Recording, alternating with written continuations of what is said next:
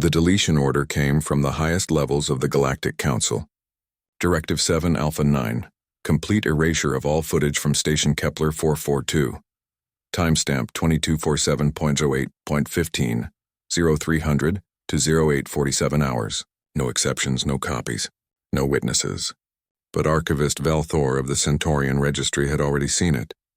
The four-armed historian sat in the darkened archive chamber, his primary hands trembling as they hovered over the quantum storage drive. 63 years he had served the Galactic Archives without incident. 63 years of preserving truth, cataloging the rise and fall of civilizations, documenting the cosmos with unwavering dedication to historical integrity, and now they wanted him to destroy it. The footage showed a single human, male. Designation, Marcus Chen, engineering technician 3rd class. Nothing remarkable in his file. No military commendations, no advanced degrees, no exceptional physical capabilities. Just another maintenance worker on a mining station at the edge of Council space. Until the Carthax arrived. Velthor's secondary hands initiated the playback one final time. He had to understand why the Council feared this recording more than they feared the truth. The station's external cameras captured it first. 17 Carthax hunter ships emerging from fold space, their obsidian hulls bristling with plasma cannons. The insectoid species had been raiding the outer colonies for months, but this was different. This was an extermination fleet. Station Kepler 442 housed 2,047 souls, 12 species, 43 families. The distress beacon never had time to fully transmit. The footage switched to internal cameras. Chaos erupted through the corridors. People running, screaming, dying as Carthax boarding parties cut through bulkheads with molecular disruptors. The station's security force, mostly Draxian veterans, mounted a defense near the residential sectors. They lasted 4 minutes. Then came Marcus Chen. Camera 47B caught him emerging from maintenance shaft Theta. His orange jumpsuit was torn, face smeared with coolant fluid and blood. In his hands, a plasma welder and a half-empty bottle of something the Human Manifest listed as whiskey. He should have run. Every instinct, every survival protocol screamed for retreat to the evacuation pods. The Carthax were apex predators, 8 feet of chitinous armor and razor-sharp mandibles, equipped with weapons that could vaporize lesser species. Marcus Chen took a drink and walked toward them. Velthor watched, for the 37th time, as the human did the impossible. The first Carthax warrior rounded the corner at 0347 hours. Chen didn't hesitate. He triggered the welder at maximum output, filling the corridor with superheated plasma. The warrior's optical sensors overloaded. In that moment of blindness, Chen closed the distance, something no sentient species had ever done voluntarily, and jammed the welder into the gap between thorax and head. The Carthax dropped. But Chen didn't stop. He took the warrior's disruptor rifle, checked the charge with the casual efficiency of someone who had repaired 1,000 similar devices, and continued forward. What happened over the next 5 hours defied every tactical analysis the Galactic Military Institute had produced in 3 centuries of warfare. Marcus Chen didn't fight like a soldier. He fought like a maintenance worker who knew every pipe, every shaft, every vulnerable junction in the station's infrastructure. He vented atmosphere into corridors filled with Carthax, flash-froze entire sections by rupturing coolant lines, weaponized the mining lasers in ways their manufacturers never intended. The footage showed him crawling through spaces too small for the Carthax, doubling back through maintenance tunnels, appearing behind enemy formations like a ghost. When his stolen rifle ran dry, he used cutting torches.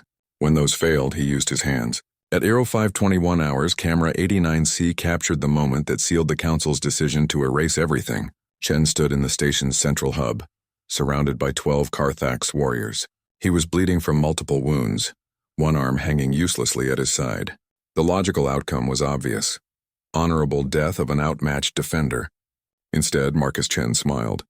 He had spent the previous hour rewiring the station's fusion reactor, turning the entire facility into a massive explosive device. The detonation timer showed 15 seconds. The Carthax recognized the trap immediately and fled for their ships. But Chen had already sealed the docking bay doors with a maintenance override only he knew how to activate. They clawed at the reinforced titanium as the countdown reached 0. The evacuation pods launched at 5:23 hours, carrying 1847 survivors. Everyone who had managed to reach the safe zones Chen had designated through the station's emergency broadcast system. He had bought them time. 5 hours and 23 minutes against an enemy that had conquered 47 worlds. The final image before the reactor detonated showed Marcus Chen, sitting against a wall in the command center, taking one last drink from his bottle. His lips moved, speaking words the audio sensors barely captured. "Not today, you bastards." The explosion vaporized the station and the entire Carthax fleet. Velthor understood now. The Galactic Council hadn't ordered the deletion because of fear. They ordered it because of what came after. The 7 other human colonies on the frontier had received fragments of the footage before the lockdown. Within weeks, every human in Council space knew the story. They called him the engineer of Kepler 442. They called him a legend. But more concerning to the Council, they called him ordinary. Because Marcus Chen wasn't a super soldier or a genetic marvel. He was a maintenance worker who drank too much and complained about his shift schedule. He was unremarkable in every quantifiable metric. And if one unremarkable human could do this, what could humanity do if they were ever truly threatened? The Council's military advisors had run the projections. They had calculated the outcomes. They had reached a unanimous conclusion: never give humanity a reason to fight. Not as a species, not as a collective. Delete the footage. Bury the story. Let Marcus Chen fade into obscurity. Velthor's primary hands moved toward the deletion command. The quantum drive pulsed with soft blue light, waiting for confirmation. One press and the truth would vanish forever. His fingers hesitated. 63 years of service. 63 years of preserving history. Of believing that truth mattered more than politics. Archivist Velthor made his decision. He copied the footage to an isolated drive, wrapped it in 7 layers of encryption, and buried it in the deepest sub-archives under the classification. Historical educational material, restricted access, 2,000-year seal. Then he deleted the primary file and confirmed the erasure to the Council. Some truths, he reasoned, were too important to forget forever. Someday, when the galaxy was ready, they would need to remember what one ordinary human had done when faced with the impossible. Someday they would need to understand why you never, ever cornered humanity. The archive chamber fell silent. The footage was gone, but the story would survive.